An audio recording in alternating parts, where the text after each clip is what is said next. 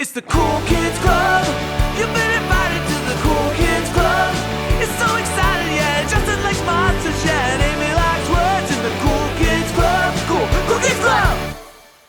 Hey everyone, welcome to episode number 13 of the Cool Kids Club podcast. Unlucky 13, I am one of your hosts, Justin. And I am your other host, Amy. And I am so excited for today. And do you know why, Justin? Tell me why.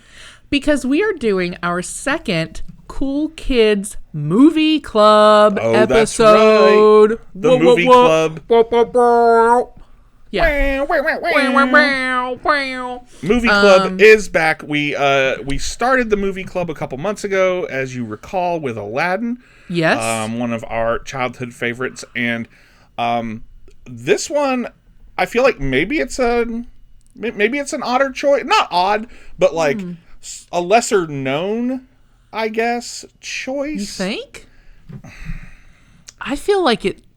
I don't know anyone who's never heard of this, but well, okay. I mean, I guess lesser known is not the right. Okay, let me rephrase that. Okay, lesser known, maybe not the right way of putting that. Maybe a movie that had less of a cultural impact, sure, than an Aladdin. Okay, you know, I can see that. Yeah, and the movie that we're referring to, that is the topic of today's episode, is Honey, I Shrunk the Kids from 1989. Oh my God. Yeah, I really do love this movie. I do too, and I'm sure we'll get into this, but both of us rewatched it this week. Yes. We've obviously seen it many times. When do you think the last time you saw it was, though? Because, I mean, I imagine... Well, okay, I can tell you, so I hadn't seen it since I was a kid. Right. Pretty much all through adulthood. Yeah. Whenever it was they launched Disney Plus, what was that, two years ago now? Maybe 3 years ago. When I first got a Disney Plus subscription, for whatever reason, you know, the first day we had it, my wife and I are just browsing through, seeing all the stuff they got, and gonna pick something out, and we picked Honey, I Shrunk the Kids for some reason. I love So I that. actually watched it a few years ago. Okay. And really, really enjoyed it. And then, yes, watched it again this week. The first movie, I'd like to... The night that Scott and I got Disney Plus, we did the same thing, but we watched Meet the Robinsons, which I had never seen, but he had and absolutely loved. And if you've never seen it, it's very good. I have not. This is not a Meet the Robinsons podcast, but... oh, good, because I'm not prepared. All right, we're going to have to come back. You're going to have to go watch it. But I'm pretty prepared 2 hours. for Honey, I Shrunk the Kids. Yes. Diane, I got something real important to tell you. Are you trying to tell me the machine works? Do the kids know? Well, yeah, the kids know. That's great. It's not that great. Why? I shrunk the kids, and the Thompson kids too. They're about this big. Threw them out with the trash. What? They're in the backyard. Walt Disney Pictures presents The Last Frontier. Dad can fix us, right, Nick? Sprinklers! I'll tell you, their size. It's a jungle out there.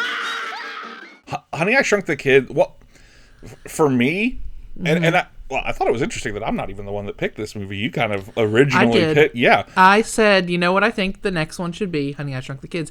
There's just something very, very nostalgic. Well, and for me, movie. that was a perfect choice. And my reason is, Honey, I Shrunk the Kids was the first movie I ever saw in a movie theater. That's right. Summer of 1989. I very distinctly remember going and seeing Honey, I Shrunk the Kids at the theater. First movie theater experience of all time. So, you know, this one holds a special place in my heart. And the fact that you remember that really vividly, I mean, you were like 4, right? Yes. I would have been 4. So yeah, and you really vividly enough. Well, sure. I distinctly remember watching it in the theater. I wonder if I was there. Probably not. I mean, I wouldn't have remembered it, but I don't know where you would have been. That's true. I don't know. Maybe I was there. I'm not Probably sure. Snoozing. Text Mother. I'll text Mother and ask her. Mother. Mother, I know you're listening. Yes. Tell us, was I there? Well, do you want to let's just dive into this, because I really I want to talk about this movie. I watched it yesterday, so it's still very fresh on my mind. And man, this movie is just so much fun.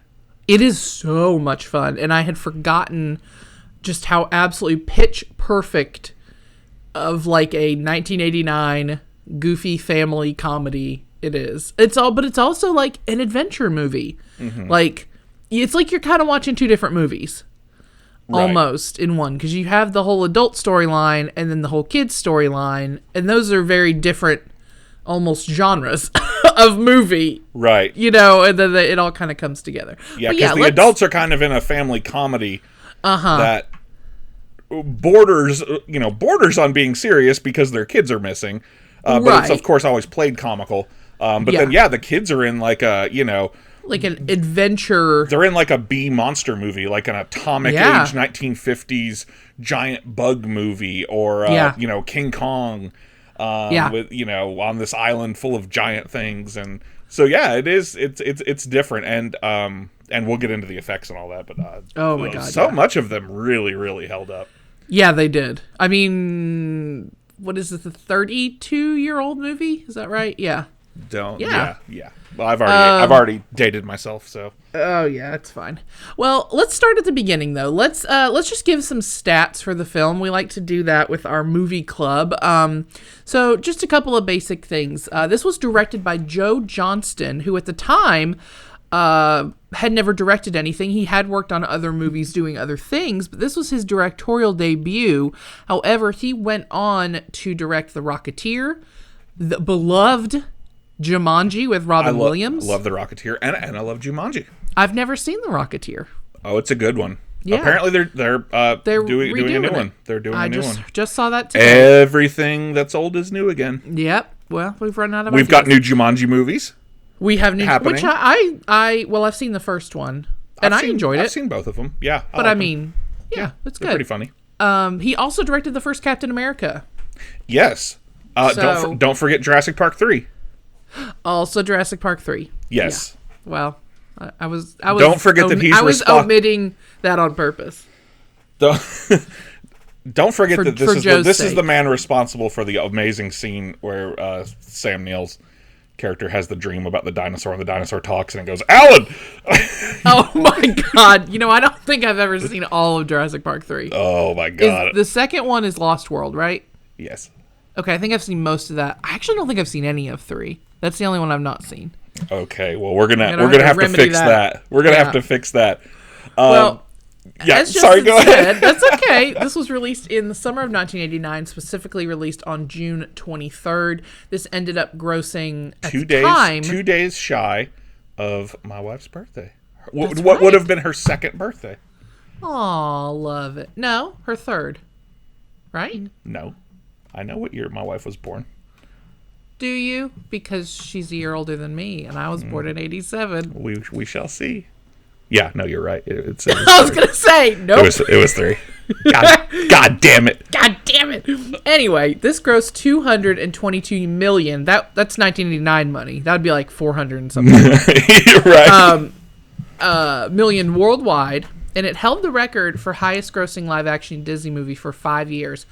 And I found this factoid somewhere, but I could not find, and I searched, what was the movie that took its place. So I couldn't find that anywhere, and I tried to figure it out, and I couldn't. So if anybody knows what movie in 1994 took over for highest grossing live action, someone let me know. Because 1994 makes me think Lion King, but of course that's not live action, that's not what we're talking about. Right. So I'm not sure what took it. Ace Ventura probably wasn't Disney, was it? I doubt it. No, but what a year for Jim Carrey.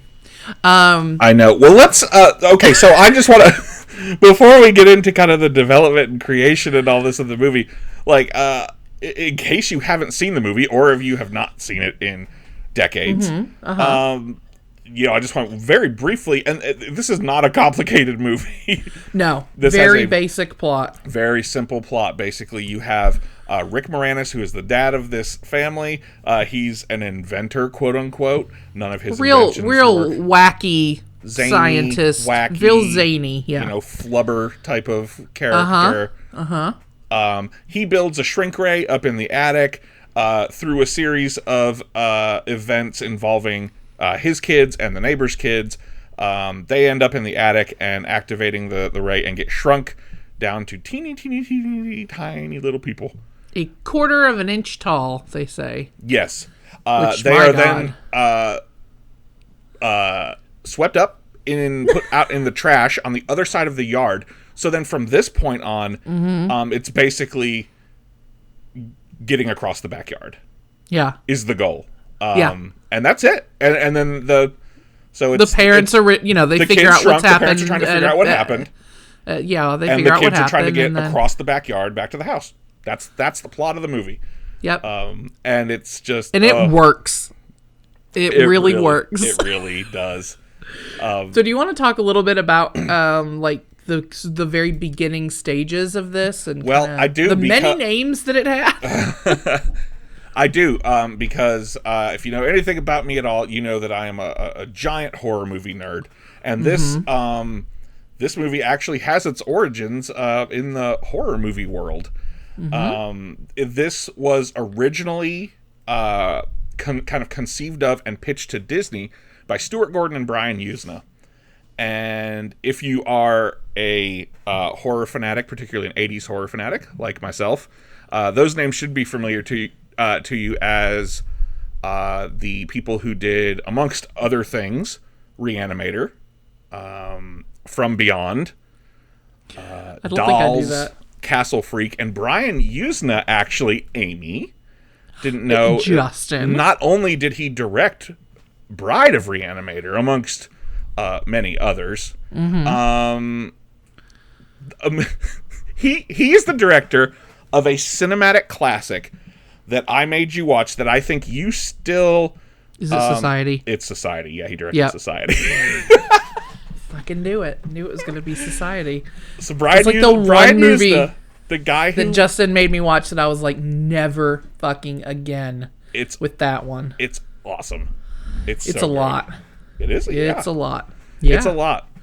So yeah, this was sort of conceived... So this could have been a very different movie. Well, and it started out that way. Kind of the original idea was, we're going to do a horror movie for kids that is based on these old monster movies, like giant monster these are movies, like 50s, like atomic kind of horror and sci-fi movies. And that's sort of the premise. And in fact, in the original screenplay, during the sprinkler scene, kind of towards there's a scene toward the beginning when they get out of the trash bag and they've gotten into the yard. Yeah, there's a lot of peril.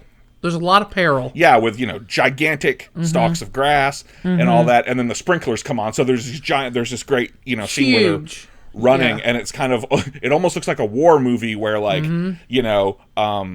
these explosions going off everywhere with water. During that scene in the original screenplay, one of the kids was supposed to die. Yeah, there was a fifth kid, I think, that was written in who was supposed to die. Yes, so they were supposed to kill a kid early on in this movie, which in retrospect, watching this seems like horrifying and really put a paw on the whole movie. Yeah, really. Honey, I killed one of our kids. But back then, when it was originally written and it had child death in it, sure, the name was Teeny Weenies.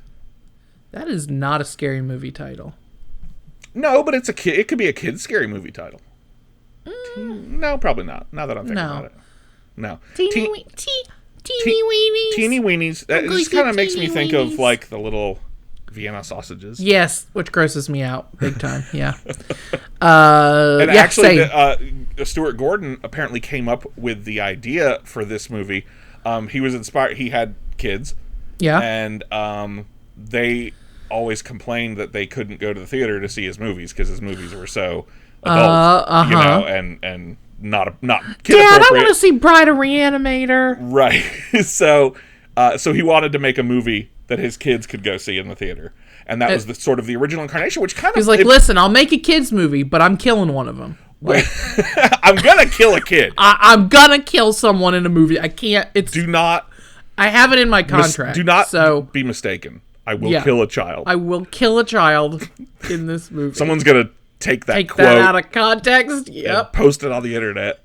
You're gonna be canceled so quick. And it kind of bums me out that Stuart Gordon is the one who kind of came up with the idea and pitched it. Yeah. And he all helped of write this, it, didn't he? Yes, Yeah. absolutely. And then got sick.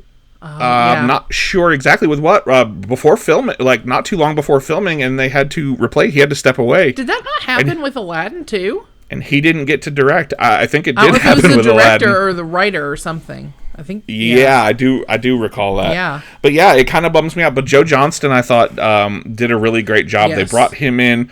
He had kind of, as you said, this was his directorial. Right, but debut. he'd been around doing. Well, and he'd been doing, he was a visual effects guy. Right. Like another guy that we'll talk about a little later on. But I mean, he had worked on Star Wars and Raiders of the Lost Ark. Like, I mean, he had been doing big things for years. He just hadn't Been been given a movie to direct until now. Yeah. Yes. And you never know. Without this movie, we might not have got that talking dinosaur in Jurassic Park 3. What a shame. I don't want to live in a world where that doesn't exist. Yeah, I know, right? So this did have a lot of names. Yeah. We talked about Teeny Weenies. That's a terrible name. That should have never been the name. Ever. That should never be the name of anything. Anything. No. There's just something like uncomfortable about it. Sure. They changed it to Grounded because they thought that would appeal to a more mature audience, which I just think of the television show Grounded that came much later. I don't like that one either. Now I do. It's kind of boring. It's kind of boring. I do think the next name it had, The Big Backyard, is kind of fun. That's a step up, certainly, step from up. I think Teeny Weenies and Grounded. Yeah. Teeny Weenies is just weird. Grounded's kind of boring. The Big Backyard, that's Grounded good. is like, what is it about? Like, yeah, it could be about anything. right. Yeah, Teeny The Big Weenies Backyard can only be about a couple things. and not all of them good Not all of them are things I want to think about. or watch movies about. The Big Backyard though is like that could sound like a family movie. Sure. But they did finally, of course, decide on Honey, I Shrunk the Kids, which I never think about as not grammatically correct, but it's not. And apparently people were like, it's not grammatic. And it's like, it doesn't matter. But it's, of course, from a piece of dialogue in the film when Wayne I thought it was funny. tell his wife yes, that he indeed and that shrunk the kids. his delivery of that line Yes. and kind of that was the sort of the like they were into filming the movie. Yes. Already, Yes. and changed the name of it based on that scene. Which we could get into that doing later, scene. but that scene is so funny to me. We will get into it because I want the majority of this episode to be about how amazing Rick Moranis is in everything he does. What a great physical including comedian too. Including this movie. God, he was Yeah. on his game in this movie. Yeah, but just that scene where he tells his wife and then Yeah. the police come to the door, and just that whole bit is really good. And he's wearing the big light hat Yes, it's with really, like the two big really antenna good. lights. Yeah. Yeah. Anyway, So it becomes Honey, I Shrunk the Kids during the filming of the movie. Which I think is just a wonderful name, despite it being grammatically. yeah. See, but I wouldn't have even thought about it. Honey, I Shrank the Kids. It doesn't have the same. That's the correct way of saying it. Right? Yes, it Shrank, doesn't have yeah. the same pizzazz. It doesn't have the same unk to Unk. it. Yeah, you gotta have that. Unk. You gotta have that unk. Yeah. Make him say unk. Make him say unk.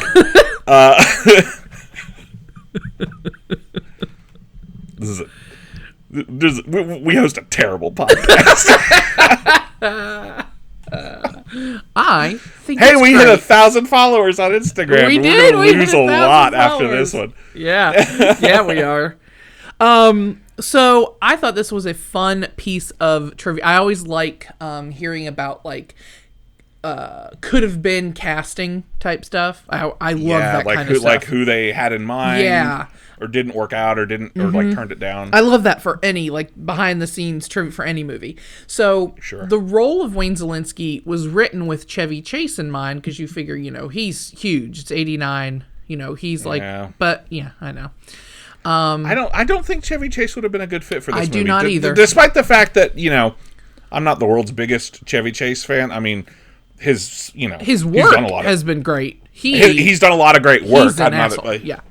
Sure. Sure. I just don't know that he would have been a good fit I don't for this. think so And he was either. busy, and the reason he turned it down was he was busy doing Christmas Vacation. And again, I don't want to live in a world where that doesn't exist. And I don't want to live in a world where that doesn't exist So either. thank you, Exactly. Chevy, for turning it down. I think it worked out for everyone. I do too. They also considered Martin Short, which I could have seen. I think that could have worked. You know, I could see Martin Short doing it. I was just having a conversation with April the other night about Martin Short because we're watching the new Hulu series, Only Murders in the Building, and I think Martin Short's really underrated. He is incredibly underrated. Like I feel We're like watching that too. he gets overshadowed a lot. We're talking about that sort of generation of comedians, the Steve Martins and the sort of original SNL, Bill Murray, generation. Chevy Chase, like all that. Sure, kinda, yeah. sure. Dan Aykroyd. But Martin Short doesn't get talked about that much, and I think he's really, really funny. Anyway, I think he would have made it. I think he would have made a pretty good Wayne Zielinski. So he was at He's one definitely point. he could definitely do the zany. Yes, I just think of him. Yes. What was his character on Arrested Development? And the guy had to carry him everywhere, and he'd be like, "Swoop me!" Like, do you remember that? Oh, when he was like the Jack LaLanne character, like the old fitness guy. Yes. Yeah. Also Jiminy Glick, which I used to really enjoy watching. Yeah, Martin Short's great. So he was at one point attached. Then they offered it to John Candy. God damn, I love John Candy. And I think he would have done okay. But he's John Candy, so I feel like John Candy was never just okay. Well, I know. John Candy was always great. He would have been crushed awesome. it. Yeah, I know. God, But I will. I feel like Rick Moranis is perfect because you want a kind of a small guy. You kind of want a nerdy look. It's like He's an Chevy Chase in the underdog. 80s is like he's too kind of handsome. Yeah, And John Candy's not like nerdy looking enough. Yeah. Really. Martin Short, I think, could have done it. John Candy's too like big, confident humor. Do you know what I mean? Like Right. you needed somebody who was like, nerdy. You need someone who can play kind of meek and mild, like a scientist, like what you would think of quintessential like stereotypical an egghead. Yes. And Rick Moranis, which John Candy is the one. John Candy was close friends with Rick Moranis and had worked with him numerous times, and suggested that they call Rick Moranis up because he couldn't do it, and that's how it became. So thanks to John Candy, we have what I think is perfect casting for this movie. Yeah. It's great. And so Wayne is kind of Rick Moranis' character is the head of the family. He's the dad. He's the inventor. But then his wife is Diane. Diane, yeah. And we sort of have a little subplot of their marriage is kind of in trouble. Yeah, like the movie he starts out with her like going and spending the night at her mom's because they got into a big fight. Well, and basically, he's kind of obsessed with his inventions and nothing's working and they don't, he needs a real job. Yeah. And the house is always a mess, He's 'cause just very kind of, like the absent-minded professor type of thing, and like. But he has a family, and she works too. That he's sort of and neglecting. so yeah. Sure. And then you've Not got in a malicious way. no, But, he's just you've got Amy. But they have 2 kids. Yeah, you've got Amy, who's a teenager, probably 16. And I always, like high school. of course, was like, oh, a character named Amy, and she's very cool, very like popular. She does dance with a mop. She does dance with a mop. It's great. A great scene. Yeah, it is a great scene. And then her younger brother Nick, who's probably about like 10, who seems like a little mini Wayne. He's very nerdy, very like into inventions. He's got this whole thing rigged up with a lawnmower and like a remote control. I loved that. Yeah. I would do anything to have one of those little lawnmower that you can just sit there and control like, but their an yard RC car. was so small. Scott and I were watching it and we were like, man. Oh, yeah, I would could have take mowed you that yard in longer like 10 minutes. To remote control that yard, just mow it. Like it was like a postage stamp. Yeah. I want you to talk about the Thompsons. I want to talk about the Thompsons because, with the exception of Rick Moranis as Wayne Zielinski, I think the MVP of this movie, frankly, is Big Russ, who is played by Matt Frewer, who has been in tons and tons of stuff, and was Max Headroom. He was Max Headroom. He was the trash can man in The Stand. He was oh my God, he was the trash can man. He was older. Yeah, that is him. But not much old. So, an interesting factoid in the trivia is that he was only 30 years old when they filmed that movie. Now, are you remembering what he looked like in this movie? Yeah. 30. Yeah, that's 30. It's shocking. He's just one. He must just be. You know how there's just people who have been old forever. Right. Yeah. You know, it's Jack like Nicholson. when they were 30, they were in their 50s. Yeah. Like, have you ever seen? I guess just one of them. Arn Anderson. Yeah. You know, Like, have you ever seen a picture of Jim Croce who died at like 27?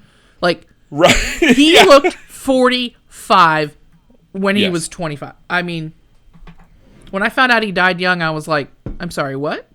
He wasn't 50? Because he looked it. Yeah. Well, so getting back Matt to Frewer Big kinda has that Russ. vibe. Big Russ. Big Russ. He is the neighbor. He has 2 sons and a wife.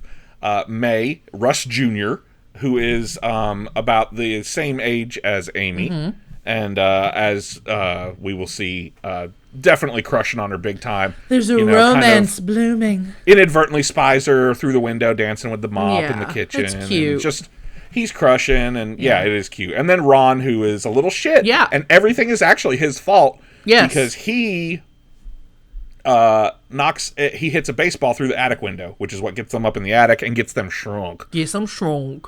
Yeah. And Ron's just kind of a little shit. He is. He probably he gets better by the end. He does. He probably has the best like development as a character.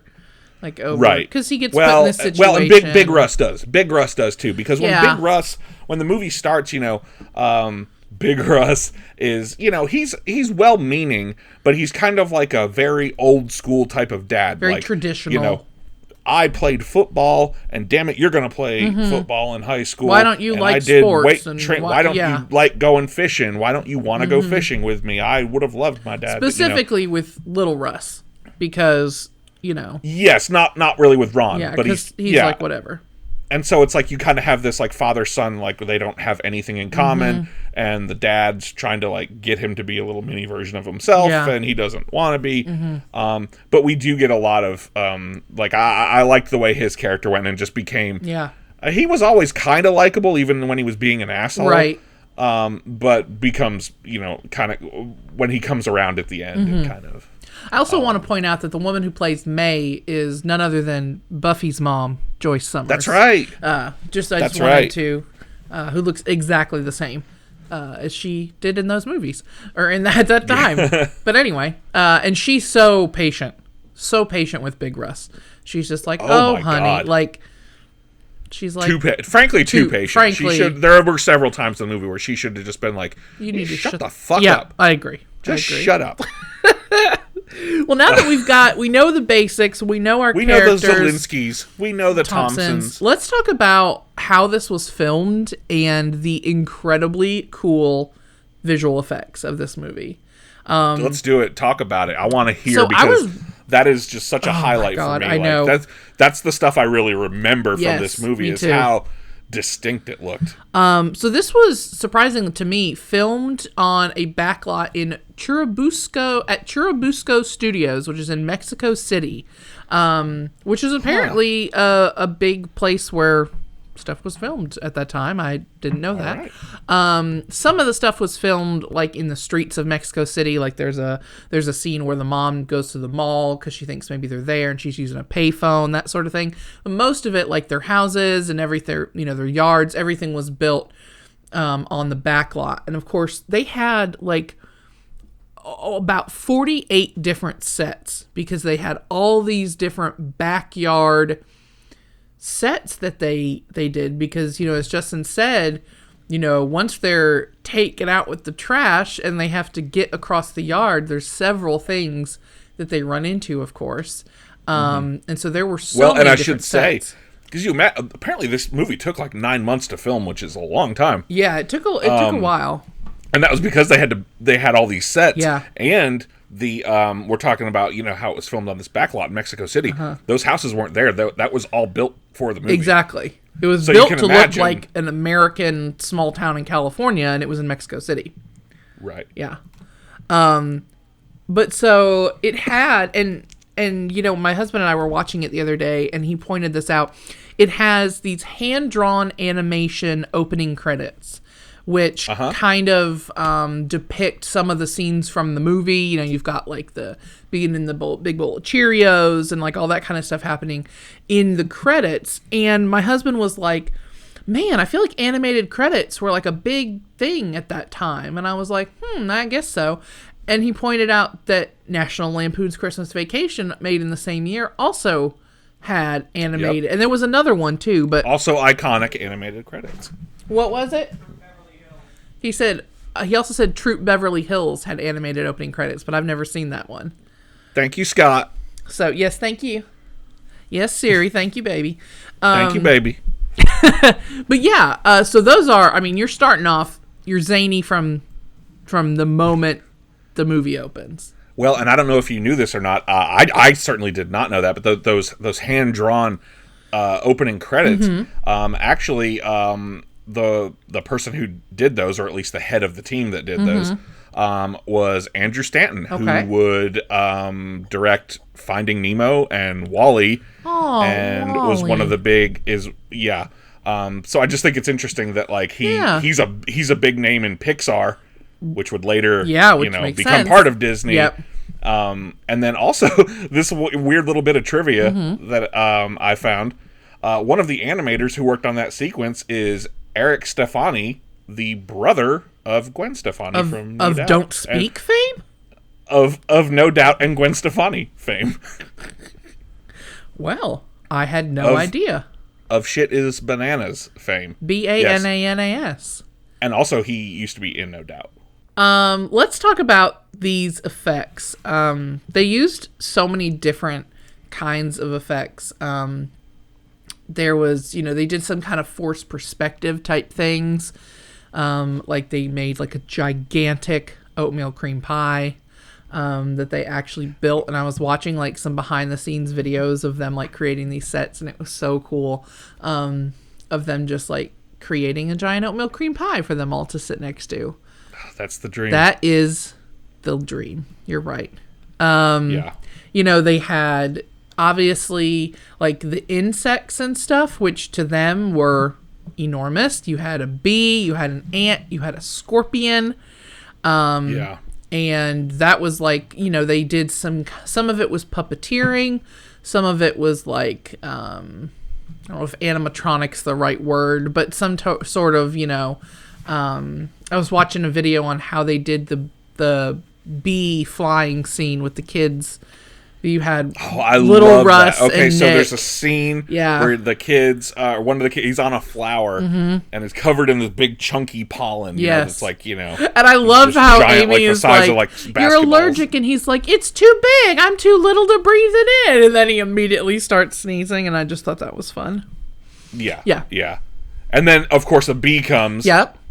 And picks him up off the flower, and now the two of them, him and Little Russ, are hanging onto this bee as it flies around. They had they built it was like a mechanical bull, but it was a bee, and they had they were blowing wind, and had them on had them hung up on lines or whatever, however they did that, and sure, and we're blowing wind at them and all this stuff, and we're filming that, and then they had a blue screen behind it. It was really cool. And then they'd have different depending on the shot, they would do different things, and the same with the ant was there'd be somebody literally puppeteering the legs, and then you had and a I mechanical... love that this is, there are some digital effects that, they're 1989 digital effects, so, by today's standards, not great, but they hold up okay. But I'm just, I was really surprised going back and watching it, this really is before CG was big. Yeah. The vast majority of the effects are practical. Yeah. And including the use of stop motion, because we have this kind of climactic battle where they get attacked by the scorpion at the end, and then Auntie. Listen, I forgot about the ant them. dying, and Auntie sacrifices himself. It really upset me. I'm gonna be honest. I can watch people be mowed down in a movie and be like, ha ha ha, and then if an animal, yeah, murder. If if a cat or a dog, really any animal, it could be a squirrel, even a giant ant the size of like a giant bee ant, I get very like emotional. I get really upset at it. And when the scorpion came, I was like, Scott, does this ant die? And he was like, I think so. And I'm like, oh, I forgot. No, Auntie. I have an emotional connection to fictional giant ant. I do. I can't help it. But that fight scene was stop motion. I know. Like an old school, like a Ray Harryhausen, Clash of the Titans. Like a who stop now? motion. Ray Harryhausen. He did the, you ever seen the old movies of the stop motion, like the skeletons of the swords fighting and the monsters and Cyclops and... You're so knowledgeable. He's a famous filmmaker. Okay. But the giant Lego blocks. I had I feel like every set piece, every effect, I was like a wave of nostalgia. Like I hadn't thought about the specifics of Honey, I Shrunk the Kid because I probably hadn't seen it since I was under the age of 10, let's say. So a long time. And yeah, just like the minute they get into the grass, I'm like, oh, like the giant grass. And then the bee scene, the ant scene, the oatmeal cream pie, the Lego block, which is where that's where they're staying when the scorpion comes. But they're all like hanging that's where out they held up to sleep and maybe get fingered. I don't know what is going on in the water. This is a family friendly podcast. I mark it explicit on iTunes, so I can say things like that. There's a steamy kiss in the Lego block between Amy and little Russ. Yeah. Well, I'm just saying I think there was probably more, at least before they were interrupted by the giant scorpion. I'm going to pretend like it was only a kiss. Yep. Yep. Just a kiss. So when Honey, I Shrunk the Kids came out in June of 1989. Yep. 3 years. 3 years after your wife was born. My wife was born. 3 years. It debuted at I was born in 87, so you get... well, that is kind of what I was thinking of. Yeah. You get it confused. So it debuted at number 2. This is the summer of 1989, so you can probably guess what was on top. It did what not was on top? It did not beat Batman. No. Batman was the king of the movies in 1989. Yeah. But it did come in at number 2. It grossed over $14 million. Which really says a lot, weekend. I think, to come in number 2 to Batman. Because, Batman was not a family-friendly movie. So, like, you had, I don't know. I think everyone was going to see Batman. I think kids... Really? It was marketed. They had toys and all kinds of kids stuff. They had McDonald's Happy Meal toys and stuff. But it's very dark. I was gonna say I watched that movie and I'm thinking I would not. I don't know that I watched Batman was like a cultural touchstone, though. It was like I guess Batman was a big deal in 1989, which I guess is why this movie was never. Well, and you got to think it was so different. So let's say you're just the average Joe who does not read Batman comics. Right. In 1989, you think of Batman. What's the most recent thing you think of? Probably the campy 1960s show. Yeah. And so the this movie was completely different. So this is a whole new Batman. This was a new thing. Now we get 20 superhero movies a year. We weren't getting many back then. Yeah, that's true. So anyway, we're not talking about Batman. I am sure we're going to talk about Batman one day. I am positive that we will. Yeah. So I was looking at the top grossing movies. Sure. Of 1989, and I found a couple baffling things.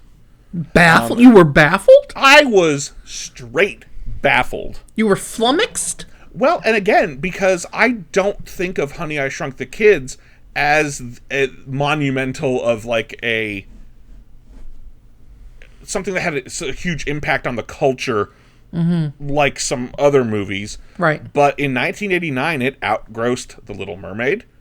What? And we kind of talked about that being the beginning of the Disney animation renaissance. Disnaissance. Yep. Good one. That was a good attempt. Perfect. Anyways. It grossed more than Back to the Future 2. What? That's and crazy. It grossed more than Ghostbusters 2. Damn. But And those were sequels to like blockbuster movies. So people were eager to see those. Right. The other shocking fact, baffling fact I found out, while it beat all of those movies, it did not beat Look Who's Talking. What a weird one to come out on top. I don't think it was the top, but it come out over the, like... Yeah, I'm sure Batman was the top. But that's interesting. Yeah, it didn't beat Am I Look Who's underestimating Talking. people's love of John Travolta is in 1989? Like a movie that I would say is less of a cultural touchstone movie than not only Honey, I Shrunk the Kids, but all the movies like every Little movie Mermaid. you've mentioned. Yeah. Like I oftentimes forget that that's a movie that existed until someone brings it up, and then I'm like, oh yeah, I remember that. Listen, we're talking about Honey, I Shrunk the Kids. There's a good chance there's going to be an episode of this podcast about The Little Mermaid, about Back to the Future, about Ghostbusters. We're going to have to go for years and years and years before I get around to we're going to have to be like in our 60s. Yeah, and probably they'll already have been a new like a remake of Look Who's Talking. And it'll be all like social media, and it'll be weird. Well, there's Boss Baby. Isn't that like the same thing? I don't know. I don't think it is. It's just a baby main character. I don't know. I'm just assuming. I'm not caught up on the Boss Baby. No, the cinematic universe. The cinematic Boss Baby universe. No, me either. Yeah, I don't know. So it just has a baby as a main character, so I just assume it's the same thing. Yeah. Sure. So I find it funny that so we have some notes that we're both looking at, and the next section we have is merchandise / toys, and it's just empty. Yeah. And that is because neither of us could find anything. Which is so strange. So you're looking at this movie and you're like, okay, well clearly it's not just a big hit in retrospect. It was a big hit at the time. Yep. Why on earth? And maybe, I mean, I can't imagine that there wouldn't have been stuff that popped up immediately. Why couldn't we find any toys or merchandise? Why weren't they making like Burger King Kids Club or McDonald's Happy Meal toys? You could have had whole Mighty Max, Polly Pocket, the little mini play sets. Yes. They're shrunk down. You have them of the yard. I would love that. Like, I mean, you could have give me one with an oatmeal. It looks like a big oatmeal cream pie, and I open it up. And you could have made like an ant toy that moved, and then like get the tiny little kids that went with it. Like, it just blows my mind, and I know that this is kind of the beginning of sort of that modern Disney. Yeah. Them kind of their return to glory, sort of in the late 80s. Disney-naissance, right? The Disney-naissance. But can you imagine Disney putting out a movie intended for the family in the middle of summer and there being pretty much no merchandise? That's insane. Nothing to speak of. Like insane. I mean, I'm sure there were probably some promotional tie-ins, but I mean, we couldn't even find like little figures. Like nothing. It was weird. I couldn't find like, a Burger King or McDonald's cup or And maybe I just didn't look hard enough. And if you have some or know of some, please tell us. Send it to me because I will definitely talk about it on the next episode. And I'd love to see if there are, but I couldn't find any. I do want to take a little mini sidebar before we kind of wrap up and sort of talk about the legacy. And this is at first going to sound really out of left field, but I want to talk about Roger Rabbit. When don't you want to talk about Roger Rabbit? I always want to talk about Roger Rabbit. Trying to shoehorn him into a conversation. But I promise that it's topical. Okay. So I mentioned at the beginning of the show that this was the first movie that I ever saw in theaters. Yes. And I remember very distinctly going to see it in the theater. And I also remember very distinctly there being a Roger Rabbit cartoon before it. And I think for a long time I was kind of like, I feel like I imagined that, or I'm combining memories or something. Why would they have shown a Roger Rabbit cartoon in a movie theater? But they definitely did. Okay. So Disney produced a series of Roger Rabbit animated shorts, about like 7 or 8 minutes long, and kind of had this kind deal of like with, they do with the, like the little Pixar shorts before movies now. Sort of, yes. But like, oh, yes. Okay. And I mean that's a, a practice from like old movie theater. Yeah. Like you would buy a ticket and you'd have like a 10-minute short, and then you'd have the feature. Like that's not uncommon. Sure. But I wasn't certainly familiar with it. They weren't doing that in the 80s and 90s, much that I was aware of. But they did. They did 3 of them in a partnership with Amblin Films, which is Steven Spielberg's company. Yep. And the one that was attached to Honey, I Shrunk the Kids, this was the first one. It was called Tummy Trouble. And it was attached to Honey, I Shrunk the Kids in its theatrical run. And then the initial home video release also included it. And just as a sidebar to the sidebar, in preparation for this episode, I ordered a Honey, I Shrunk the Kids, an original Honey, I Shrunk the Kids VHS with Tummy Trouble included. My God. On the tape. You're committed so I could to the have brand. I could have the full right. experience that I had. Go back to your 4-year-old self. Right. And watch it as the good Lord intended, with Tummy Trouble first. Right. The others, in case you were wondering, was called Roller Coaster Rabbit, and that was attached to Dick Tracy. Is Dick Tracy like a family movie? I've never seen Dick Tracy. It was kind of in the same vein. Yeah, it was definitely. It had there were toys in movie time. They tried to make I think they were thinking Dick Tracy was going to be huge, and it was a flop. And it flopped. Yeah. Okay. There was also a third one called Trail Mix-Up that was released with A Far Off Place, which I didn't remember at all and don't remember. It has Reese Witherspoon in it. Far Off Place. It's like a family movie where they go to Africa. Like the dad is working in Africa, and these kids. I don't remember it at all. Nope, I have no memory of this whatsoever. No, I looked at it earlier thinking it would spark some memory, and nothing. I got nothing. I thought her first movie was like Man in the Moon, which I do remember. I guess not. Do you remember that? I do remember Man in the Moon. Yeah, it's upsetting. Okay, so end of sidebar. I did want to talk about Roger Rabbit because I remembered seeing that in the theater. Yeah, and really brought back some feels for you. Sure, I mean, and I love Roger Rabbit. I have never seen it. Yeah, I know. Oh my God. Oh my God. I know. All right, well, is it a Disney? Oh, I guess it is a Disney movie. I'm sure it's on Disney Plus then. Maybe I'll have to watch that at some point. But it's not going to be now because I'm getting into spook mode. So I pretty much only want to watch things that are spooky or spooky adjacent. Oh, sure. Right now. So Roger Rabbit may have to wait. But let's talk a bit about the legacy of Honey, I Shrunk the Kids.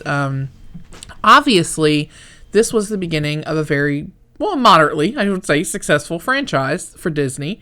It did have 2 movie-length sequels. You had Honey, I Blew Up the Kid in 1992, and I'm sure I'd seen... Well, I don't know. I do remember seeing this in theaters. Yeah, we definitely saw that in theater. I specifically remember our family, our mom, dad, Justin, and I, were the only people in the theater for this movie. And I remember that our parents let us kind of run around if we wanted to. And that was such a big deal. Do you remember that? That was such a big deal that our mom, we would be like, can we get up? And she'd be like, sure, there's nobody else. I'm walking around in a theater while yeah, it felt so, but yeah. So a couple things. Like that movie. A couple things. You definitely couldn't name a movie that these days.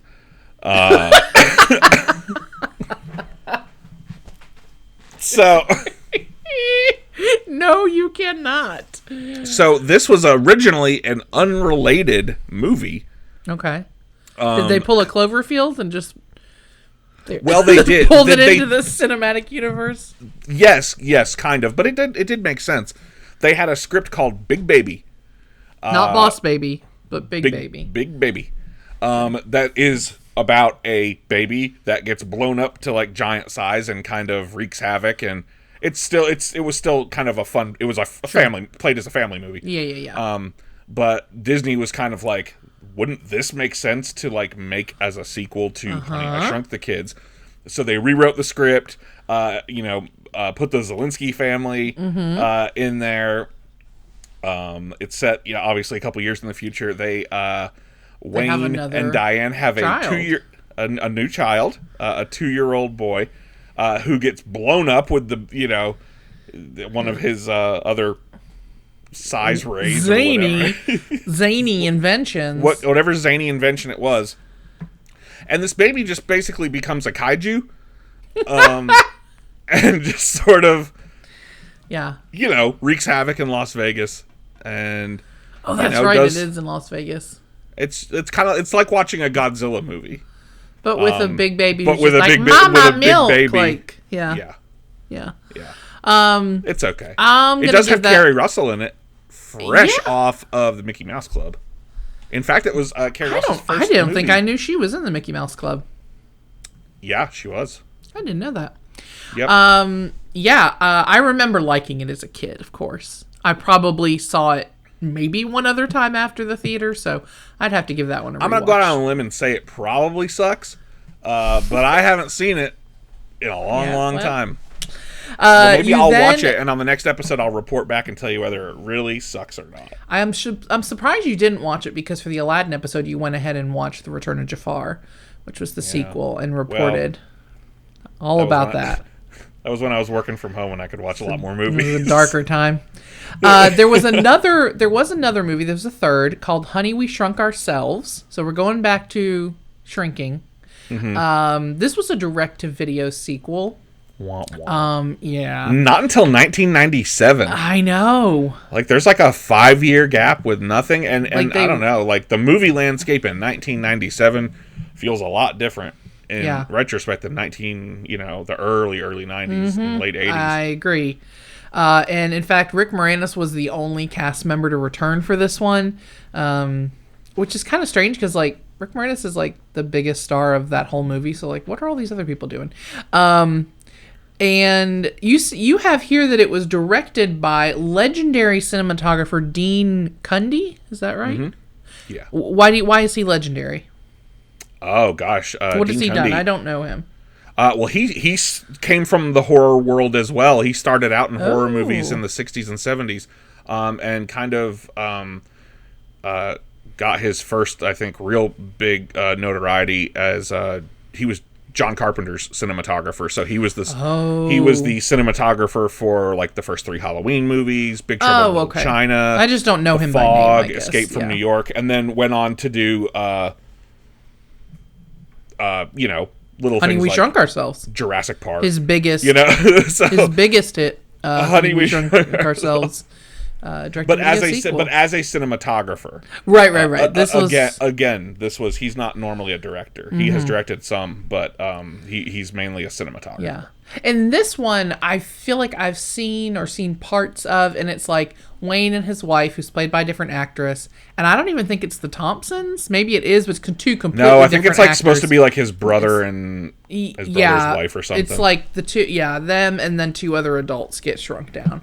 I don't remember anything else about it.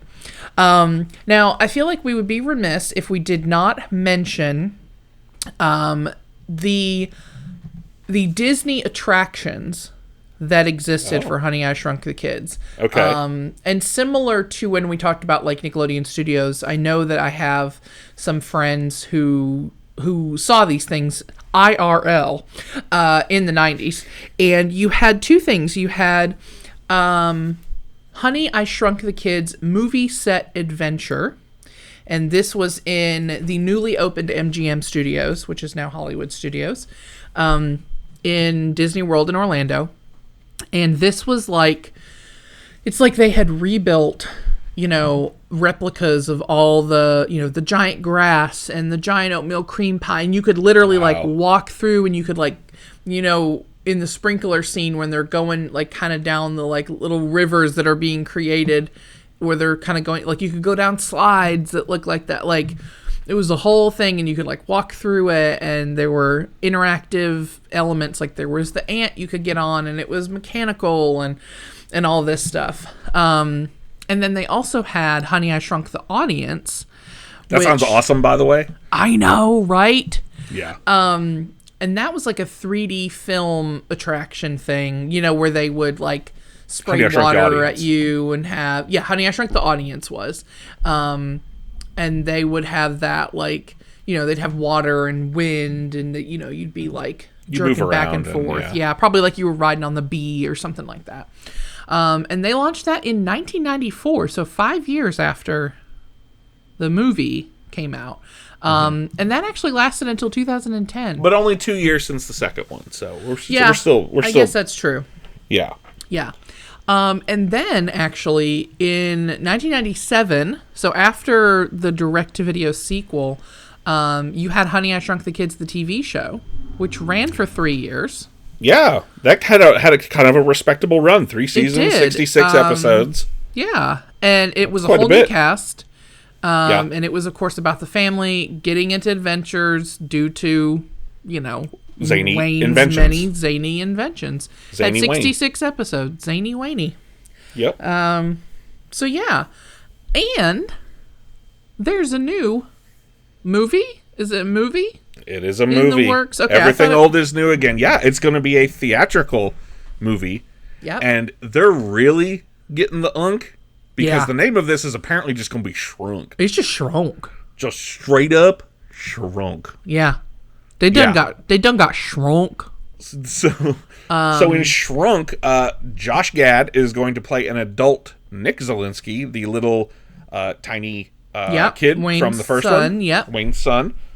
Rick Moranis will be returning, though it has not been revealed in like what capacity. We don't know if he's going to be like a big part of it or just like a cameo. Yeah. Or something. But it's a big deal because Rick Moranis has basically been retired from acting for a long time. Yes. In fact, Honey, We Shrunk Ourselves, the 1997 direct-to-video sequel, was his last live-action movie. Really? Has he done like some voice work and stuff? He was in Brother Bear in 2003. Yeah, okay. And that was it. Yeah. Wow. And Honey, We Shrunk Ourselves was not a theatrical release. Yeah. So his last like live-action theatrical release is even earlier. Yeah. Than that. So it's been a long time. Joe Johnston is apparently also returning to direct. That's really cool. I have a good feeling. I think it's going to be solid. I think it could be for sure. It was announced and was set to begin filming in 2020, and of course got delayed due to COVID. Yep. And the last we have heard on it is that Josh Gad says that he thinks that it's going to start filming early next year. Yeah. So my guess is in the next year or two. Yeah, maybe like a Thanksgiving Christmas release for next year. I could see that. I could see that. Yeah. As long as it doesn't get delayed further. Yeah. We should have another Honey, I Shrunk the Kids movie pretty soon. I think that's really cool. There's so much you could do with that. There is so much you can do. You know, like of with course like it's the all idea going to of be like CGI now, so it won't be as charming. But I still think it's gonna. I think it could be fun. And if any reason, hey Disney, you cowards, make it with practical effects. Yeah, make it with practical effects. Have a guy build giant stalks of grass. At the very least, they should be the sets should be real and not green screen. I hope not. Like, at the very least. Well, I, for one, have loved talking about Honey, I Shrunk the Kids, and I really loved going back and watching it. Because, again, it's been 25 years probably since I've seen that movie. And the waves of nostalgia that hit me when I watched that. And I had a great time watching it. Like, it held my attention as an adult. I wasn't on my phone. It's such an easy watch. It's brisk. It is. Like, it keeps moving. Mm-hmm. It's always, like, there's always something like... We didn't even talk about the hilarious... Once Rick Moranis figures out what's happened and that they're in the backyard, then he won't walk on the grass. Right. He doesn't want to walk on the grass, so in case he crushes them. Yeah. And there's a great scene of him like trying to walk along this fence line, and then he rigs up this thing connected to like the where the laundry line is, where he is just literally like hanging about a foot over the grass with like a giant magnifying glass going through the grass, like trying. It's so good. It's an amazing bit of physical comedy. It is. Particularly the scene where he's trying not to walk on the grass and is climbing up on the fence. Yes. It's just really, really funny. Yeah. He's great. He's so good. Yeah. He's so good. So if you've not watched this movie in a while, I think both of us would recommend giving it a watch. Absolutely a worthy Loved it. induction into the Cool Kids Movie Club Hall of Fame, right? Yes. And do you want to go ahead and make that official? I think I just did. Let's induct it. It is official. I don't have anything to... I'll put a drum roll in. Or a little... We'll do a drum roll and then... Put a little... Yeah. Yeah. Okay. I got it. I'll do it in editing. I hereby induct Honey, I Shrunk the Kids into the Cool Kids Movie Club Hall of Fame. Man, that was really official. Was that pretty good? Yeah, it was great. Okay. Yeah. Well, it's done. It's done. I can't undo it now. No, it's in there now. All right. Well, you want to do our shout outs this week? You mean the plugs? Yeah. Oh, okay. Yeah, I can do plugs. If you are not following us on social media, please do. We have a lot of fun on Instagram and Twitter, especially at Cool Kids Club Pod. We just hit 1,000 followers last night on Instagram. And I think that means we're doing a giveaway. Yes, for sure. So stay tuned. Probably before this episode goes Yeah, out. it may happen before this episode. But if it hasn't, it'll be very soon. We'll be announcing a giveaway. So please yes, and thank you to everyone who there's just such a cool community out there on Instagram and on Twitter. Especially. So if you are not following us, come and join the nostalgia party at Cool Kids Club Pod. We are also on Facebook if you search for Cool Kids Club Podcast. What else is there? You can follow. You have an occasional wrestling podcast. Yep. If you are interested in pro wrestling, if you enjoyed our wrestling episodes, check out Blue Bard Cage, bluebardcage.com.